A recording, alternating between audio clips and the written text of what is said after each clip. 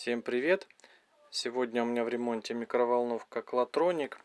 Проблема возникла на вот этой плате, на которую подается питание. Здесь сгорело два сопротивления, два резистора 5-ваттных на 47 Ом. Как видите, они потрескались. Снял я эту плату, и я уже нашел проблему, почему сгорали эти сопротивления. Я поставил новенькие, а сгорали они из-за вот этого реле.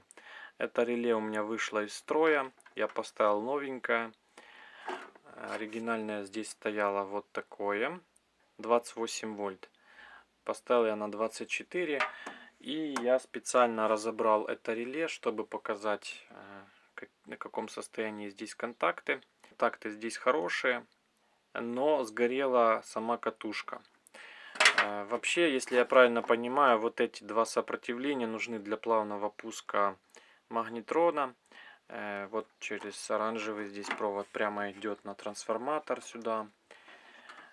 Запускается микроволновочка, питание на трансформатор, на магнетрон, и совсем скоро включается вот это реле, замыкает контакты вот этих сопротивлений и идет прямо через реле замкнутый контакт питания напрямую дальше. Поэтому если контакты уже подгорели, естественно, что питания нет, перегорают, перегреваются, сопротивления и сгорают. И вторая проблема это в том, что перегорает, как в моем случае, вот эта катушечка. И, естественно, реле не включается. Тоже перегорают сопротивления. Так, смотрите, вот реле, которое у меня сгорело. Замеряю контакты, и рядом вот оно, реле у меня целое, новенькое. 96, 100 килом, и оно меняется. Смотрите, какое должно быть. А должно быть около 400 Ом сопротивление на рабочем реле.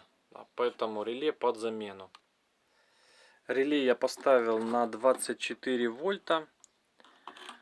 Если вы не нашли на 28, то ничего страшного, можно поставить на 24, оно тоже будет нормально работать. И еще нужно, конечно, проверить, вот это реле здесь есть. Нужно проверить вот эти два диода, которые на плате размещены. Микроволновку проверил, греет, все нормально. На этом ремонт закончен. Кому понравилось видео, помогло, ставьте лайки. Да и вообще ставьте лайки, подписывайтесь на канал.